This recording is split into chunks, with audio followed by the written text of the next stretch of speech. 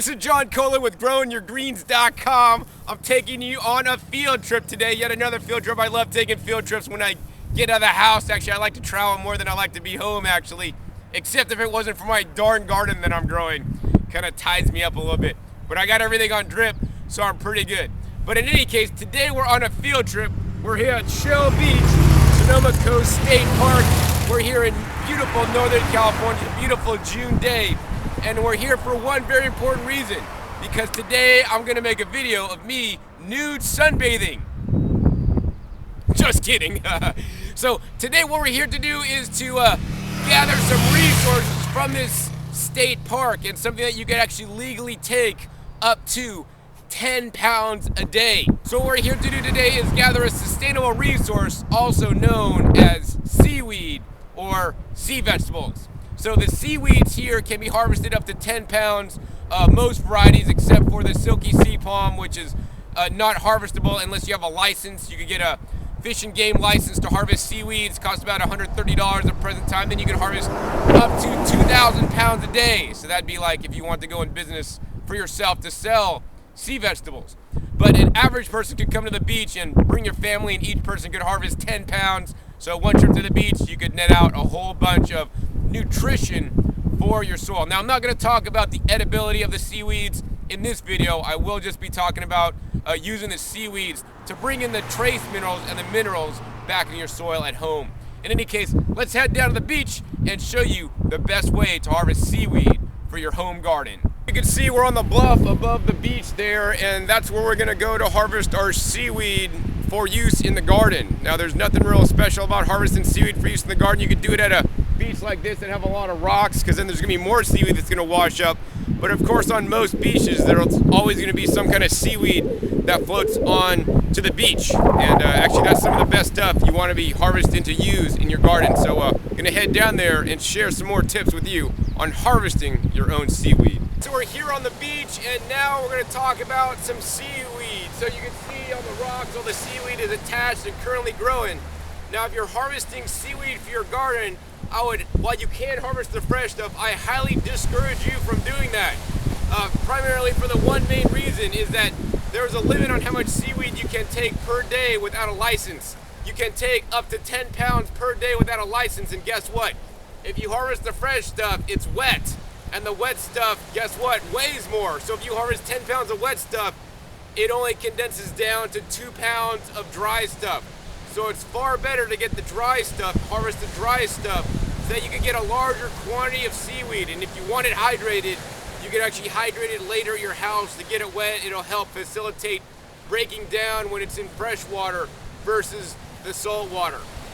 So that being said, since you want to get the dry stuff, luckily on the beach, you know, seaweed will detach from the rocks and wind up on the beach. And guess what? With the nice, beautiful sun and the rocks, which acts to hold the heat, they dry naturally. So what you're gonna do is come to the beach, get out your bag and start filling it up with some of the dry stuff. Now, I'd prefer that you guys pick small little pieces versus like large fronds. Once again, the large fronds or the plant itself, this stuff weighs a lot, and this is harder to break down in your garden. I mean, I could break it off there, but it's probably better to get the thin stuff that's gonna be better broken down. And the other reason that picking up seaweed's really cool is for sex toys. So if you're so cheap you don't want to buy whips, whip it good. But that being said, since I do have this whip in the hand, this is actually a kombu seaweed, and I'm not going to talk about the edibility. This is edible, but we're going to talk about how seaweeds work and how they grow. Now, seaweeds, or more appropriately termed, they should be called sea vegetables, because these are a vegetable.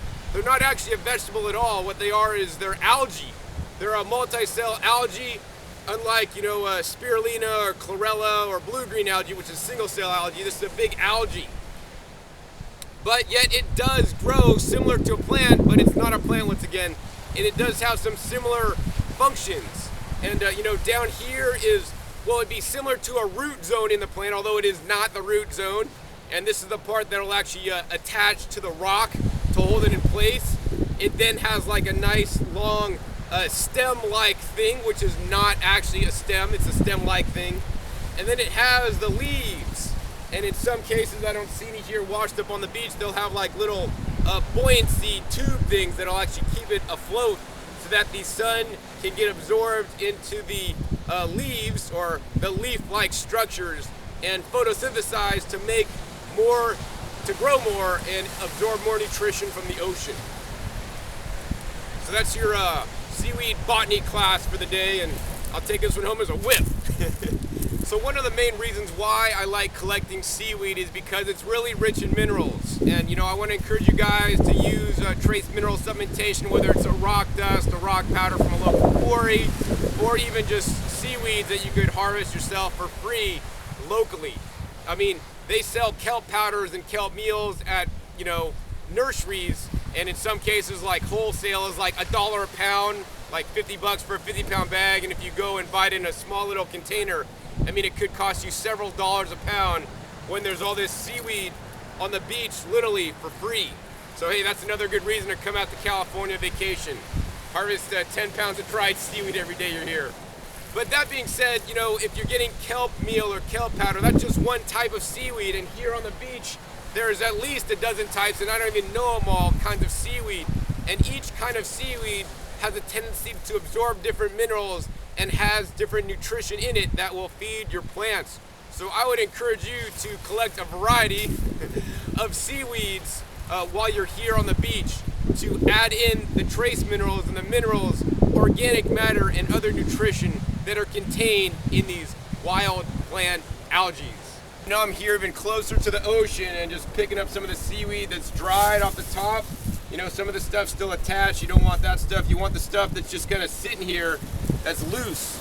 And we're just gonna go ahead and fill this bag up and take it home and enrich our garden. Now I wanna talk about for a second how you're gonna use this once you get it home. Like if you bought it in the store, the kelp powder would be a powder or a meal all ground up into a fine texture. The smaller you can get the particle size, the more absorbable it is for your garden immediately.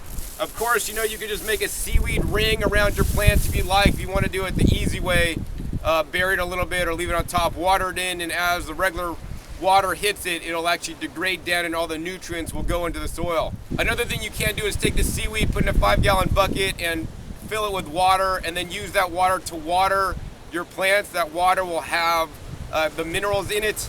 That being said, you may want to be a little bit cautious about using some of that seaweed water to water your plants. You know, this is coming from the ocean, and while the ocean does have a high percentage of sodium, which depending on where you live may or may not be a good thing for your garden, it does have also a wide spectrum of minerals, so which I believe is really good for your garden. So leave it whole or process it down. If you do want to process it down, the best way to do that would be to either dehydrate it at, you know, hotter temperature, or put it in your oven like 150 degrees for a period of time to take out all the moisture. Once you got all the moisture out, you could put it into a blender and powder it up into a powder and then be able to put it on your garden. Of course, you could also add this stuff to your compost pile to compost it in instead of putting it directly on your garden if you prefer. Anyways, I got about 10 pounds of harvesting to do. I'll get back to that and I'll come back at you when I got my 10 pounds with some further tips. So I'm harvesting a lot of nice seaweed here. I'm filling my bag. We're getting to 10 pounds. And we're getting a mixture of seaweeds.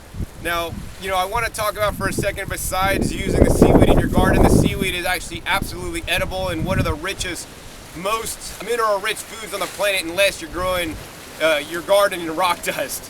So I'd also encourage you to eat some of the seaweeds you harvest. Now, harvesting seaweed that you're going to eat versus using in the garden, different technique, and that's actually a different video. So I'm not going to cover that in this video today. But at this beach here, we got some nice kombu. There's also sea lettuce, some Turkish towel, also some nori and bladderwrack. So the sea is definitely a wealth of food besides just the fish and other sea creatures that people eat. I think it's always best to eat lower on the food chain, and seaweed is right at the bottom of the food chain. Whoa!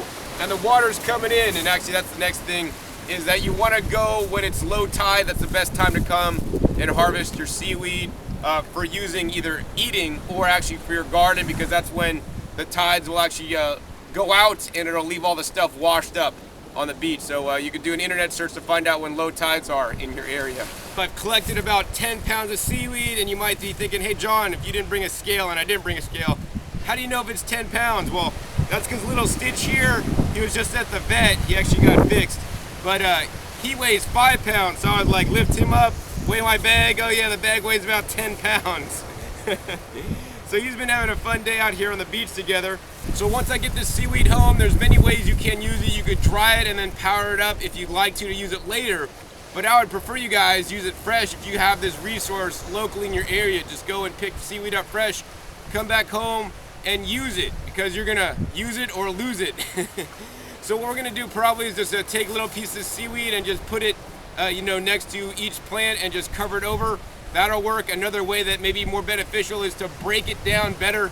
So add a little bit of seaweed to the blender with water, blend it up on high and fractionate all the different particles so that it'll break down faster in your garden, so that the nutrients from the seaweeds will be more accessible by your plants. Another way, of course, you could add a little bit to compost teas, and I wouldn't add too much.